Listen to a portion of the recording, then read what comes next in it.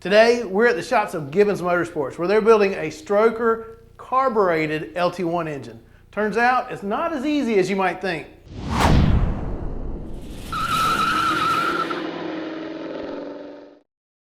Hey y'all, I wanted to break in for just 1 second to thank Bespoke Post once again for helping make this video possible.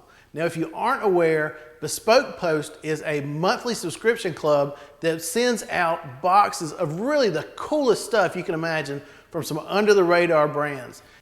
Best of all, it's free to join. Every month they send out some really cool products, and I'm fixing to show you what I got here based on your preferences. They could be up to $70 in value, but really the cost to you is only about $45.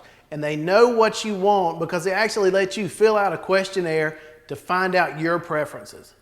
This was my questionnaire, and when I went through it, I kept hitting very interested for practically everything because everything they offered was something I was interested in. Now let's take a look at what I've got here. First up, now this bad boy is gorgeous. Look at that, it's Damascus steel, and it's made by Buck & Bear right here in Pennsylvania in the United States. It's got a high carbon Damascus blade with what I'm told is 256 layers. I already tested it out right here in the shop on my project car, cutting the exhaust hangers out, and it did exactly what I needed it to do. It's always nice to have a good blade around the shop, and I'm excited about this one.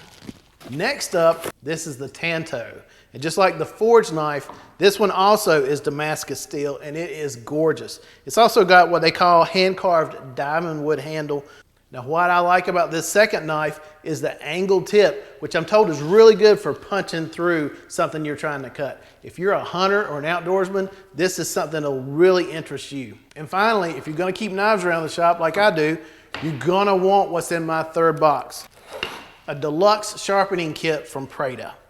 With Bespoke, you only pay for what you want.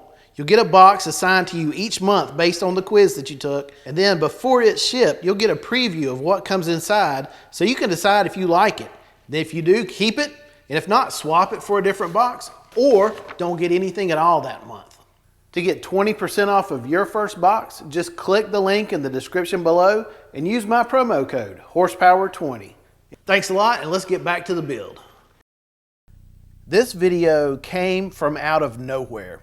I'd been working with brothers Jake and Pete Gibbons on another project when Pete here mentioned he was working on building a carbed stroker LT1. I thought he meant the old LT1 from the early 90s, and I've got to admit I wasn't too excited about it. But then I realized my mistake. Pete is building the new Gen 5 LT1 from GM. In fact, after searching the internet, I can find zero evidence that anyone has ever built a stroker carbed 5th gen LT1 before. I know some others have managed to throw a carburetor on top, but this may very well be the first ever effort to put a carburetor on a Gen 5 engine and make even more power than stock. Much more, in fact. And I'll tell you right now, getting everything to work was not easy. This project has kind of evolved since it began. So by the time I came on board, the rotating assembly had already been installed. The customer already had the stroker kit for another project or something, and then switched gears and asked Gibbons to handle the build. It was going into a street strip car, and to make it easier for him to tune at the track, he asked that they just throw a carburetor on there. Turns out, that's a lot easier said than done on an LT1, but we'll get there in a minute. Anyway, that's the reason for the unusual engine build. The customer wanted something different and also something he was comfortable tuning at the racetrack, which is cool by me. But I'd like to know what you think. Please leave a comment and tell us if you think it's ever okay to put a carburetor on a modern engine like this. For the build, Pete Gibbons sourced a stock LT1 block. At first glance, it may look a lot like an LS, but there are enough differences that GM actually considers this the 5th generation of the venerable small block. The LT1 has been around since 2014 in Corvettes, Camaros, and other cars, as well as an L83 and L86 version for trucks.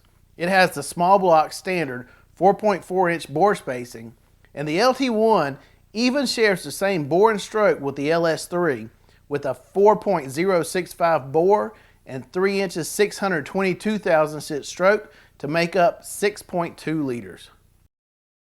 Where the biggest difference comes is the gasoline direct injection and variable valve timing allows for an incredible 11.5 to 1 compression ratio. Final output numbers for the LT1 are 455 horsepower and 460 foot-pounds of torque. So, we have our power targets we're trying to exceed. And with the carburetor, there's no way we're going to get anywhere close to that 11.5 to 1 compression. So, the plan is to make up the difference with cubic inches. For this build, the entire rotating assembly is sourced from Manley. The forged crank bumps the stroke up to 4 inches flat, while the pistons are only 10 thousandths bigger at 4 inches 75 thousandths. That will bring the displacement up to 417 cubic inches or 6.84 liters. From the underside, you can see that the LT block uses the same 6-bolt main cap arrangement you might be used to with the LS engines. The crank uses a standard 58-tooth reluctor wheel, and although you can't see much of it, this is a really nice forged piece. Both the mains and the rod journals are gun drilled to reduce weight. Total weight, by the way, is about 52 pounds. The LT1 block utilizes piston oil squirters stock to help cool the pistons. Unfortunately, they didn't work with the extra stroke we're stuffing in there, so we had to block them off. Up top, these Manley pistons have the iconic trough in the center that's common for gasoline direct injection. Obviously, this design isn't any advantage for a carbureted engine, but Gibbons didn't think it would hurt, and using a quality shelf stock piston design saves some money and time over having a set of custom pistons made. Remember when I mentioned that the stock engine has 11.5 to 1 compression? Yeah, that kind of thing only works with direct injection and would be a disaster of detonation in a carb setup on anything other than race gas. The stock pistons have a big dome on them to help get this ridiculous amount of compression up there, but these Manleys are dished to the tune of 20 cc's each to help keep the compression down to a manageable 10.5 to 1. That should keep it safe for pump gas. As you can see, the LT1 does use LS-style bolt-in plastic lifter guides. Gibbons is using the stock GM lifters in this build.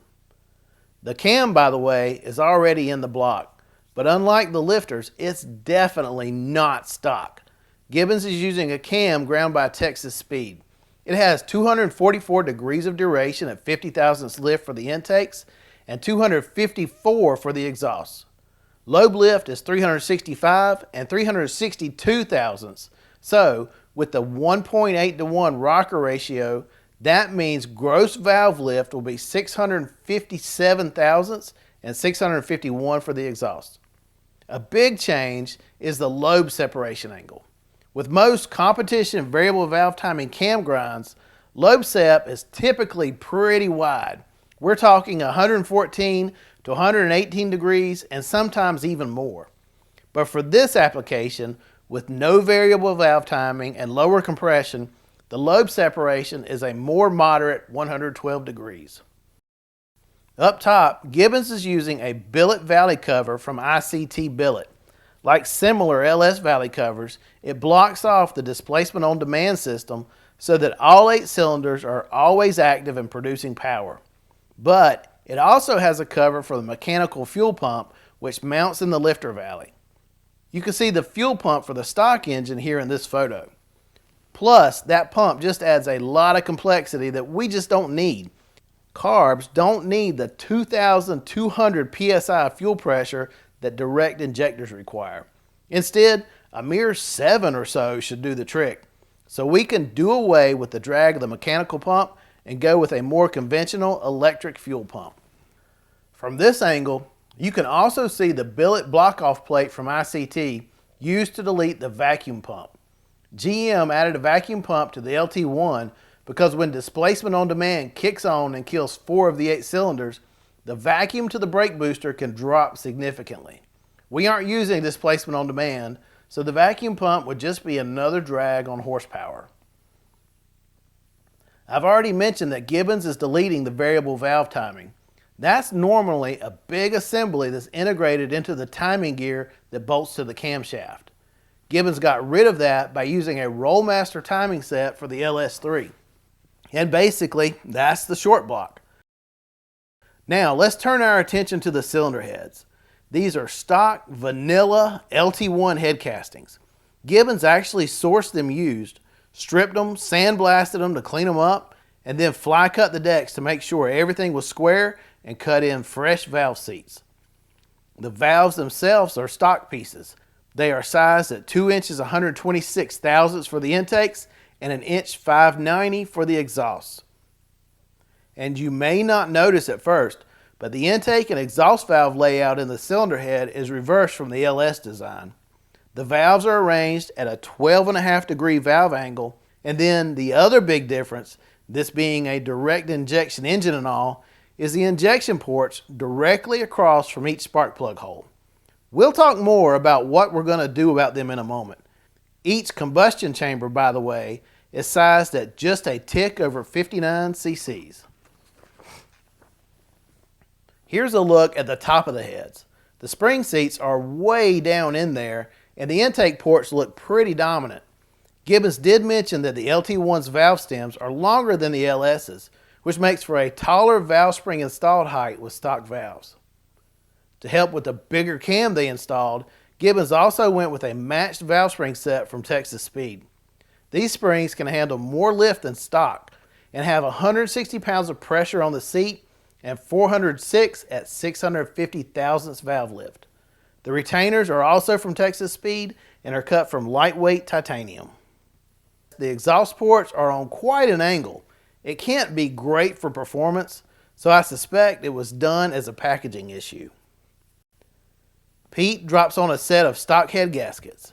GM uses a really nice MLS gasket, and since we're dropping the compression ratio, these should be more than enough to maintain a proper seal. To clamp the heads to the block, we're using a set of ARP bolts. Jake Gibbons adds a little extreme pressure lube to the threads and the underside of each head of each bolt and drops them into place. And then each is torqued to 115 foot-pounds in sequence. It took me about an hour and 10 or 15 minutes. The intake ports have not been touched. From the factory, they have 297 cc's of volume, and the casting quality looks really good. Except for a couple of small bump outs, the width in the port is consistent all the way down the throat, and there's only a minimal short turn radius. Another difference is these heads don't use a rocker stand like you might be used to with an LS. Instead, the design here has the rockers bolting directly to pedestals cast in the head.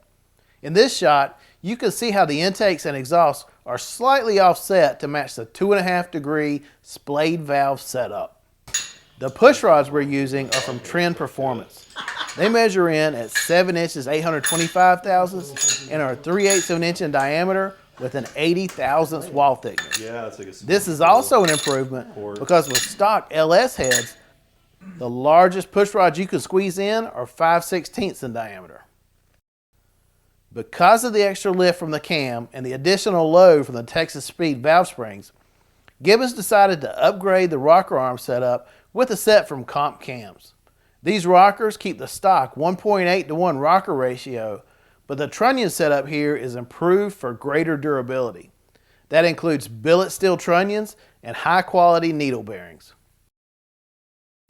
Pete adds a little assembly lube to the tips of both the push rods and the valve stems, and the rockers are ready to be dropped into place.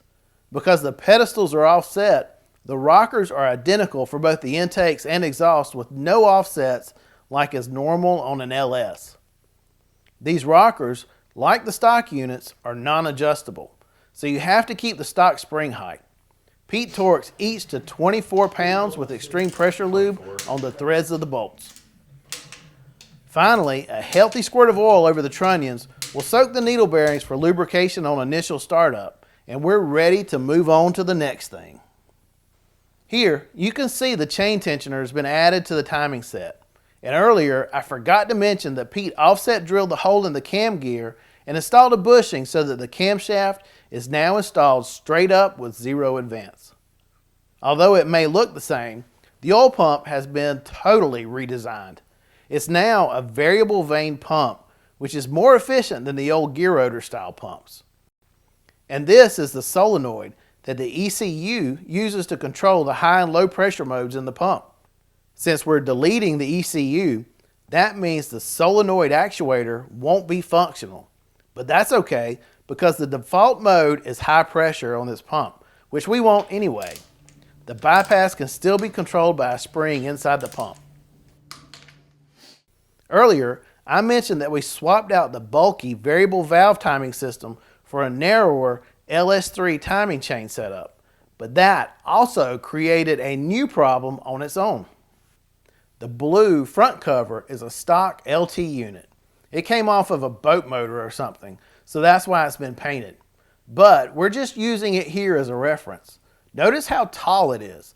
The port on the right is for the cam position sensor, while that big assembly bolted up in the center controls the VVT unit. The problem with using a stock cover is with the narrower LS3 timing gear, the cam position sensor is now too far away to actually pick up a signal and do its job. Now, that sweet billet aluminum unit on the left is from late model engines. We're using it because it moves the cam position sensor back where it needs to be within a few thousandths of the cam gear. As you can see, it also deletes the VVT controls. Unlike the LS, the LT1's front and rear covers are doweled, which helps make sure that they stay centered over the crankshaft centerline. That's good for the health of the front and rear main seals. But GM's engineers also decided that the front and rear covers should simply be sealed with silicone. Now that works fine, but the LME cover ups the game a bit by machining in a groove to capture an O-ring, as you can see here. It isn't on yet, but there's even a provision for an O-ring at the bottom of the cover to seal against the oil pan. So here, Pete's got the billet cover bolted up, and he's even installed the LT1 cam position sensor. Turns out, this works great if you're simply deleting the variable valve timing and keeping the ECU, but the sensor actually caused more problems further down the line. I'm going to make you wait to find out exactly what though. By the way, this is also the port for the oil pump controller, which we've plugged because it's been deleted. Obviously, with a carburetor, we aren't going to use the fuel injectors for the direct injection. You can simply use the stock injectors to plug the ports, but a cleaner solution is to fill the ports with these injector plugs from Motion Raceworks. Sealing in the pressure of combustion is no small task, so these billet plugs and the two seals on the ends are pretty serious stuff. They simply can't be pressed into the ports, but have to be driven into place with a mallet. Once all eight are in, they're anchored by a pair of hold-down plates from ICT Billet. If you prefer to use the original injectors as plugs, these plates from ICT will also work with them. Now we get to a portion of the build that probably hurt power production worse than anything else, but at the time there was just no avoiding it. While this build was going together, there were no 4150 flange carbureted style intake manifolds for an LT1. Mass Motorsports and some others are developing their own versions, and they may be available by the time you see this, but we were just out of luck. So instead, we used these adapters from ICT that allow you to bolt up any LS3 intake. The changes in the port locations between the two engine versions makes for a pretty strong transition, but it is better than nothing. Bolting to the adapters will be one of TrickFlow's R-Series single plane intake manifolds for an LS3. It is moderately tall at a little over 6 1/4 inches to the carburetor mounting flange. TrickFlow says it's designed for highly modified LS engines and works best from 3,500 to 7,500 RPM. We'll see how well it works for the LT1. We're also throwing on a 1-inch carb spacer. This unit from High Velocity Heads is a design Pete says they've used many times in their race engine program. It's a 4-hole tapered spacer, which helps increase signal to the carburetor with air and fuel through the carb. The engine will eventually be going into a first-gen Camaro, so Gibbons swapped out the stock oil pan for a unit from Holley designed to fit the F-body chassis. Like a stock oil pan, this is an aluminum casting, but with extra clearance for the crossmember. An interesting feature of the new LT1 oil pan is part of the oil pickup tube is actually part of the casting. The end of the pickup itself bolts directly to the pan, so you don't have to worry about clearances. And when you bolt up the pan to the bottom of the block, the end of the pickup seals right up against the oil pump inlet. The cast portion of the tube is actually longer in the Holley pan. It's wider and flattened out to help create some additional clearance in the shallowest area of the pan. Neat trick. The front drive setup was a late addition. Billet Specialties calls this their Trac Serpentine system. And this unit includes an alternator and a seat compressor situated up top and the power steering pump down low. It also uses an LS style water pump. You can tell because the water pump pulley is centered over the camshaft center line. The LT1's pump pulley is offset to the left if you're looking at the engine from the front. Also, if you remember, the stock front cover was pretty bulky because of the variable valve timing controls. To make the LS water pump clear the cover, Billet Specialties includes these billet aluminum spacers to move the pump away from the block. So, let's take this party to the dyno cell. It's only been a couple of seconds since I was showing you the front drive assembly, but a lot of work has been going on behind the scenes. Gibbons is using LS coils to fire the spark plugs. They have a different mounting pattern than the LT1 coil packs, so Pete welded up custom mounts to the Billet LT1 valve covers. They are driven by an MSD LS series ignition controller. The system allows you to choose from multiple timing curves with the selector or dial in a custom timing table. We settled on a timing curve that started off at 14 degrees before top dead center and then ramped up until the engine was at 28 degrees by 2500 RPM. Now there's no guidebook for a build like this, so Pete knew he'd probably have to work out some bugs on the dyno. The only real one we came across, however, was when we couldn't get the MSD box to fire. After a lot of testing, they finally determined that it was the LT1 cam position sensor. We believe it's because the LT1 sensor sends a digital signal and the LS system is analog. Anyhow, it required some modifications to swap in an LS cam position sensor and to get it to fit properly. But once they did, everything worked fine. The carburetor is a Holley double pumper that the customer owns. It's pretty big at 950 CFM and we'll be supplying it with 93 octane pump gas. To get everything up and running, Gibbons also purchased a new set of LT1 headers for the dyno. These are a set of mild steel headers from Pacesetter. I think they're supposed to fit a Chevy Silverado or something. Anyhow, you may notice that honestly, they look pretty terrible. The paint on them started flaking off as soon as the header tubes got hot. And it's just the paint burning, but it came off in ashy flakes that floated around the dyno cell. And that would definitely bug me if the paint did this in my engine compartment. But while it is annoying, it didn't affect performance in our dyno testing.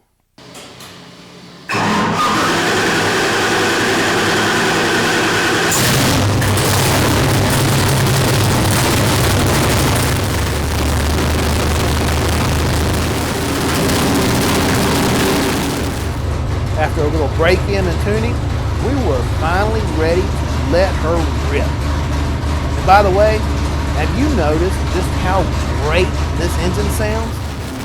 In the dyno cell, it has the rumble of a big block more than any LS I've ever heard. I think that tight overlap in the cam probably has something to do with it. Another thing we noticed is that even with the oil pump defaulting to high pressure mode, it didn't make a ton of pressure relief.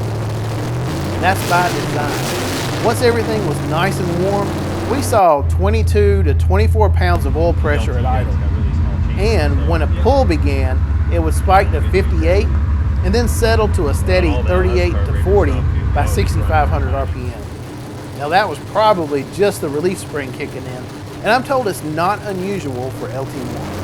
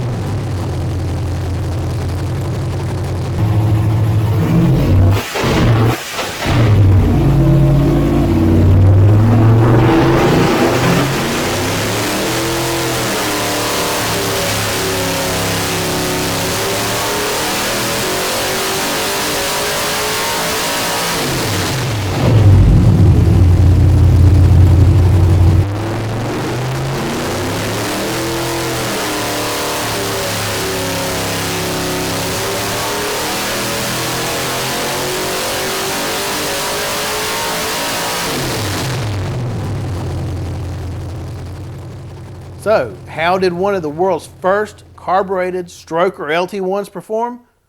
Not bad. Not bad at all. Pete ran the dyno pulls from 4,100 RPM to 6,600.